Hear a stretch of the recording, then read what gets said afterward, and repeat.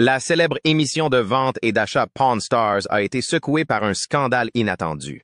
Un groupe de clients furieux a porté le conflit à un autre niveau, provoquant des moments de tension à l'intérieur du magasin. Et maintenant, une poursuite en justice contre lui pour plusieurs millions de dollars. Que s'est-il réellement passé? Est-ce que la fin du légendaire magasin de Rick Harrison?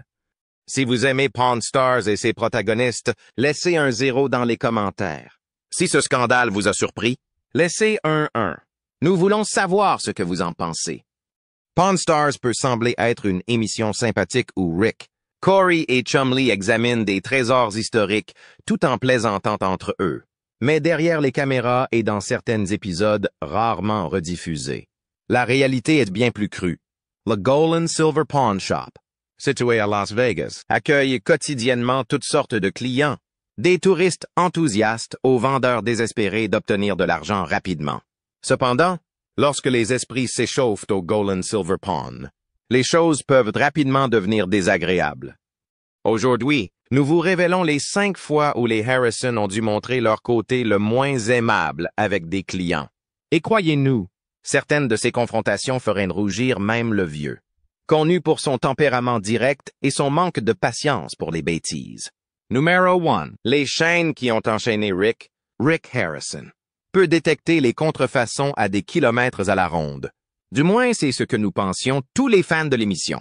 Son œil, formé pendant des décennies dans le métier, est légendaire, capable d'identifier les différences subtiles entre une Rolex authentique et une imitation chinoise d'un seul coup d'œil. Mais même les maîtres ont des mauvais jours, comme cela est devenu douloureusement clair dans l'épisode des tristement célèbres chaînes Wells Fargo. Tout a commencé lorsqu'un client au look pittoresque est entré dans le magasin avec ce qu'il a décrit comme un authentique relique du Far West.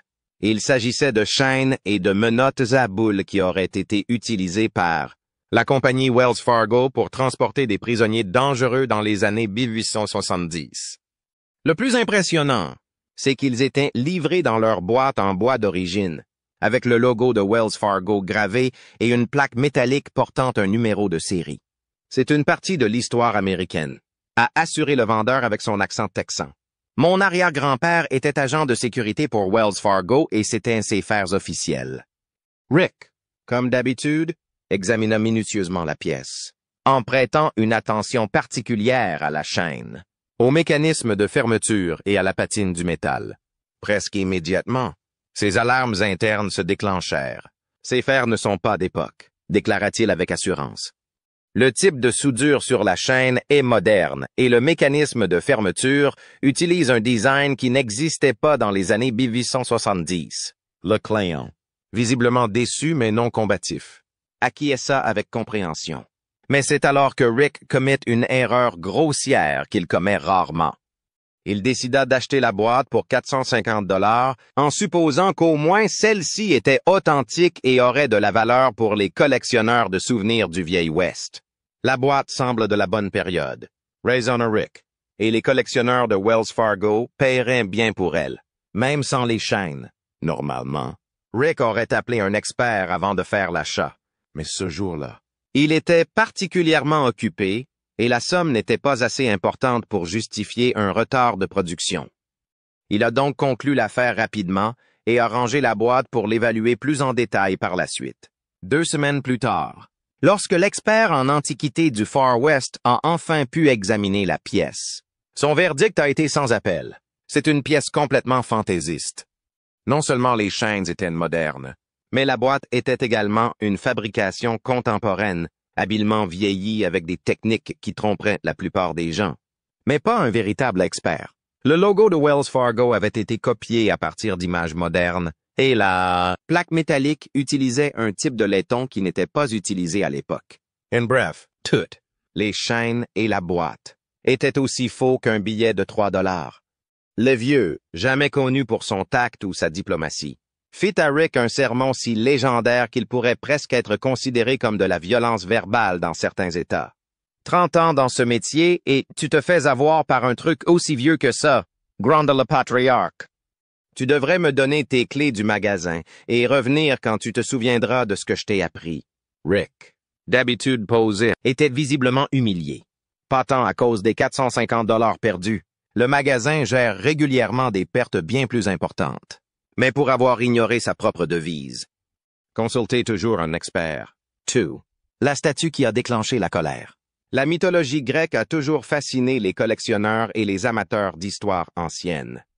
L'art classique, avec ses figures héroïques et ses proportions parfaites, représente un segment précieux du marché des antiquités.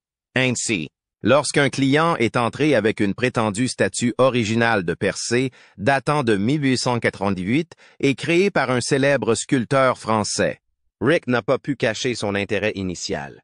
La pièce en question mesurait environ 60 cm de haut et représentait le héros grec tenant la tête de Méduse. Apparemment élaborée et caractéristique des sculptures européennes du 19e siècle, elle semblait authentique à première vue. Le client. Un homme vêtu d'un costume coûteux qui se présentait comme professeur d'art classique à l'université, demandait 15 000 $ pour la statue, affirmant avoir des documents prouvant son origine dans un atelier parisien. Mon grand-père l'a rapporté de France après la Seconde Guerre mondiale, expliqua-t-il avec un air de supériorité académique qui mit immédiatement Rick sur la défensive. Elle est dans ma famille depuis lors. Rick, toujours prudent mais visiblement intrigué, commença son examen habituel. Il admira d'abord le travail artistique, vérifia ensuite le poids et, enfin, loupe à la main, chercha des marques du fabricant ou des cachets de fonderie. Le problème a commencé lorsque Rick a détecté des détails suspects qui ne correspondaient pas à l'histoire. Les fissures ne correspondaient pas à l'usure naturelle qu'un objet de cet âge devrait présenter. Elles semblaient avoir été créées artificiellement pour simuler l'ancienneté. La texture du métal sous la patine présentait des marques d'outils modernes et le coup de grâce, discrètement dissimulé sous la base, un petit sceau indiquant « Made in USA » sur une pièce supposée française de la fin du 19e siècle. Je suis désolé. Mais ce n'est pas authentique, dit Rick avec la fermeté qui le caractérise. C'est une reproduction moderne, probablement des années 60 ou 70. À la surprise générale, le client n'accepta pas la réalité. Son visage changea immédiatement tandis que sa voix montait de plusieurs décibels. « Comment oses-tu? Sais-tu qui je suis? Je suis professeur d'art classique. J'ai étudié ces pièces toute ma vie pendant que tu étais ici à vendre des guitares volées et des fausses montres. » Ce qui a commencé comme une négociation de routine s'est transformé en une confrontation où le client a pratiquement accusé Rick d'incompétence, d'ignorance et même de fraude. Les cris ont tellement monté que Antoine, le gardien de sécurité, a quitté sa position habituelle près de l'entrée pour se rapprocher du comptoir principal, craignant que la situation ne devienne physique. Vous n'avez aucune idée de ce que vous regardez. Cela vaut plus que tout votre foutu magasin. Le client continua à frapper le comptoir à plusieurs reprises. La tension était palpable. Le vieil homme, Richard Harrison, toujours le patriarche vigilant de l'opération, intervint finalement depuis son bureau avec son style direct et sans fioriture. « Monsieur, je vais vous demander de baisser d'un ton et de vous comporter comme un adulte. Dans ce magasin, nous avons une règle simple. Si nous ne sommes pas sûrs d'un objet, nous ne l'achetons pas. Et nous ne nous laisserons certainement pas insulter dans notre propre entreprise. » C'était sa façon polie de dire « dégage de mon magasin ». Le regard d'acier du vétéran de la marine indiquait clairement que ce n'était pas une suggestion. Alors que le client s'en allait en furie, il mormonna à voix haute que les Harrison venaient de rater une grande opportunité. Ce qu'il n'a pas compris, c'est que Rick venait d'éviter de jeter des milliers de dollars pour une reproduction moderne qui, au mieux, valait quelques centaines. Peu importe ce que vous pensez savoir, il y a toujours quelqu'un qui en sait plus. La différence est que certains acceptent leurs limites et d'autres non. Ce qui a commencé comme une journée de travail normale en 2012 s'est terminé devant les tribunaux et dans les titres des journaux locaux. Callahan est entré dans le magasin avec l'intention de vendre un fusil M1 Garand de la Seconde Guerre mondiale, une pièce historique ayant appartenu à son père. Selon des témoins, il a d'emblée fait preuve d'un comportement erratique et agressif, exigeant de parler directement aux célébrités et non aux employés réguliers qui s'occupent de la plupart des clients les jours de forte affluence. Quand on lui a dit qu'il devait attendre comme tout le monde, la situation a commencé à se détériorer.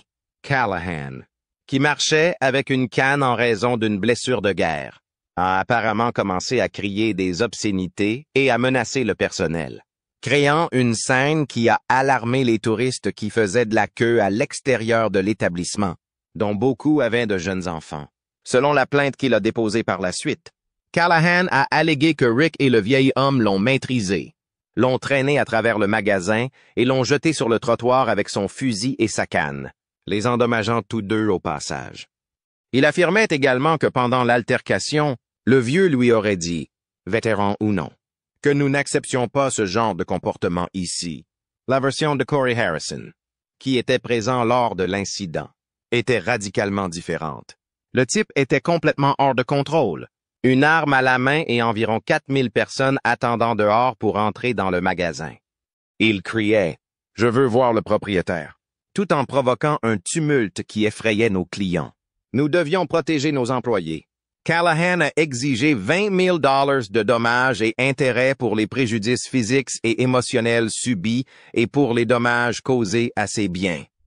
Il a également allégué une discrimination à l'encontre d'un vétéran handicapé, ce qui aurait pu être dévastateur pour l'image publique de la famille Harrison. Cependant, les Harrison disposaient de quelque chose de plus précieux que n'importe quel objet dans leur magasin. Des dizaines de caméras de sécurité stratégiquement réparties dans tout le magasin, qui montraient vraisemblablement la vérité derrière l'incident. L'affaire n'a jamais été jugée. Un accord extrajudiciaire a été conclu dont le montant et les conditions restent confidentiels. Bien que des sources proches de la famille affirment qu'il s'agissait d'un montant symbolique, très loin des 20 000 $ demandés initialement. Il est parfois moins cher de payer quelques dollars que de consacrer du temps et de l'énergie à un procès. Même lorsque vous avez raison, a déclaré Rick plus tard dans une interview, sans faire spécifiquement référence à cette affaire. Nous ne saurons jamais exactement ce qui s'est passé ce jour-là, mais une chose est sûre. Lorsque vous entrez dans un magasin Gola à Silver Pound en exigeant une attention particulière et en provoquant des troubles, ne vous attendez pas à un traitement VIP, surtout si vous portez ce qui pourrait potentiellement être considéré comme une arme. Les pièces fondues du scandale. Imaginez ce scénario cauchemardesque pour tout antiquaire. Ils achètent une précieuse collection de pièces d'or pour 12 000 $ en espèces. Ils les font immédiatement fondre pour revendre le métal précieux, une pratique courante en période de prix élevé de l'or, et découvrent ensuite qu'elles ont été volées. Ce scénario cauchemardesque s'est réalisé pour les Harrison en 2014, dans une affaire qui a secoué non seulement le magasin, mais toute la communauté numismatique. Tout a commencé lorsque Jennifer, une femme d'une trentaine d'années à l'allure respectable, est entrée dans le magasin avec une impressionnante collection de pièces d'or américaines. Elle a expliqué qu'elle avait hérité de la collection de son oncle, récemment décédé, et qu'elle avait besoin de l'argent pour payer ses dettes médicales. La collection comprenait plusieurs pièces de 20 $ Double Eagle du début du 20e siècle, quelques pièces de 10 $ Liberty Head et plusieurs pièces commémoratives, toutes en excellent état. Rick, toujours conscient de la valeur de l'or, examina les pièces et offrit 12 000 $, en se basant principalement sur la valeur du métal et non sur la valeur numismatique. La transaction fut même enregistrée pour l'émission, montrant Rick en train d'expliquer. Parfois, nous devons prendre des décisions commerciales. Le marché des collectionneurs est instable, mais l'or reste de l'or. À peine 3 jours après l'achat, William, un homme visiblement agité, entra dans le magasin en exigeant de parler au gérant. Le véritable coup de théâtre survint lorsque William présenta des estimations professionnelles qui évaluaient la collection à environ 50 000 $ en raison de la rareté et de l'état de conservation de plusieurs pièces.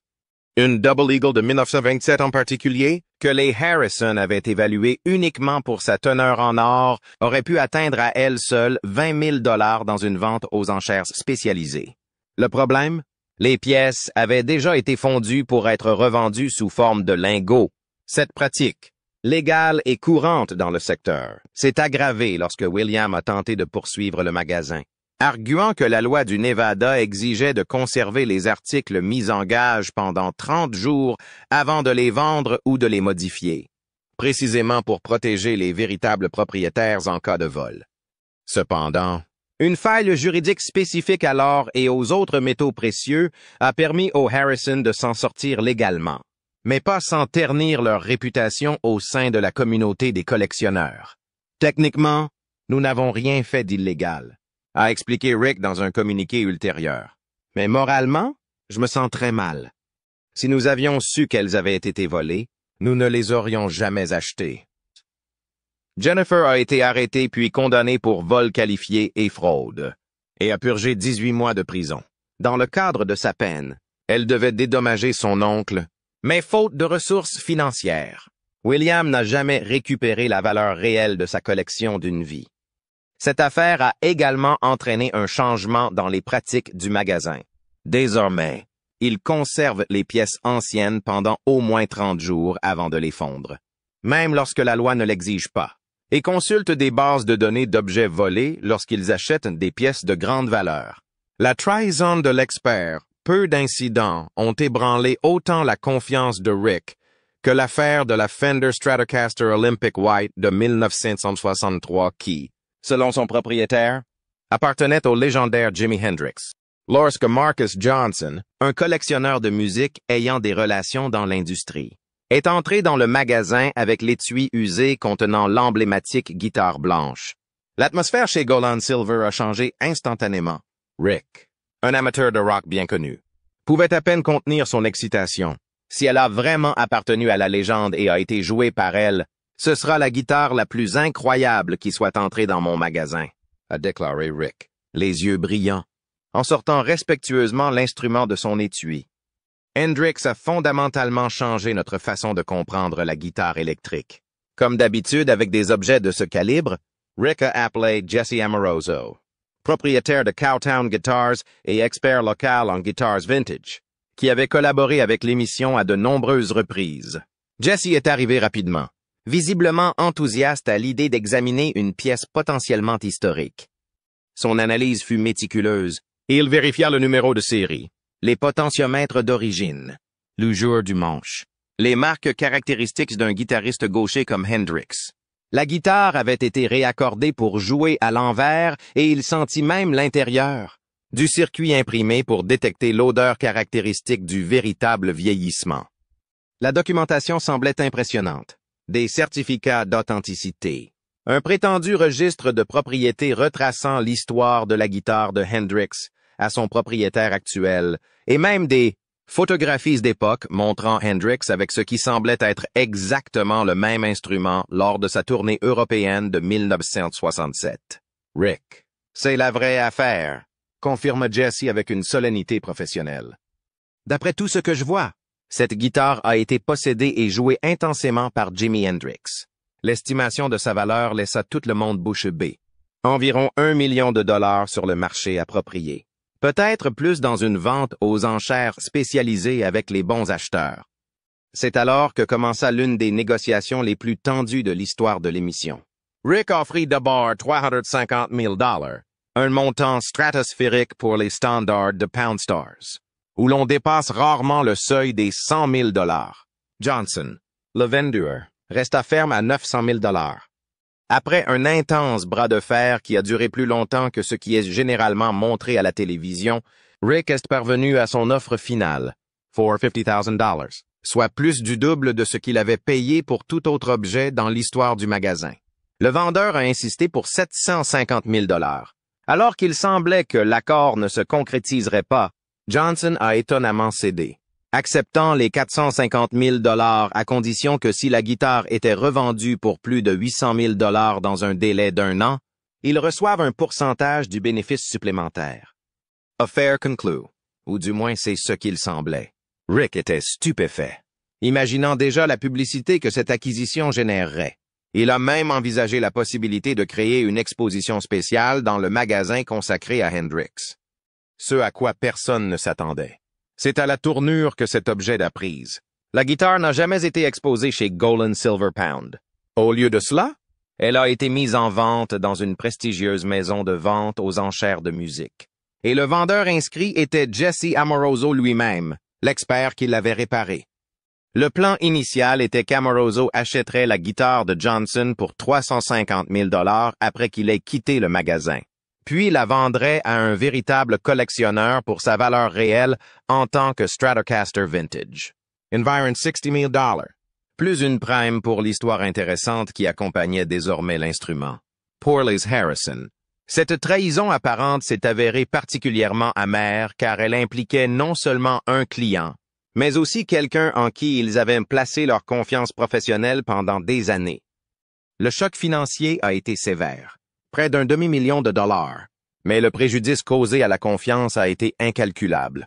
Rick a intenté une action en justice contre les deux escrocs. L'affaire a été réglée en dehors des tribunaux.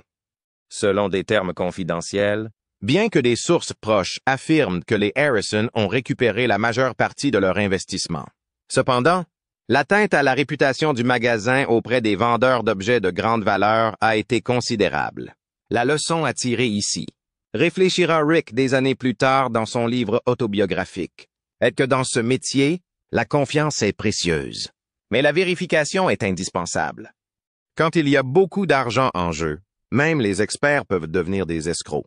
Connaissez-vous une autre confrontation légendaire qui devrait figurer sur cette liste?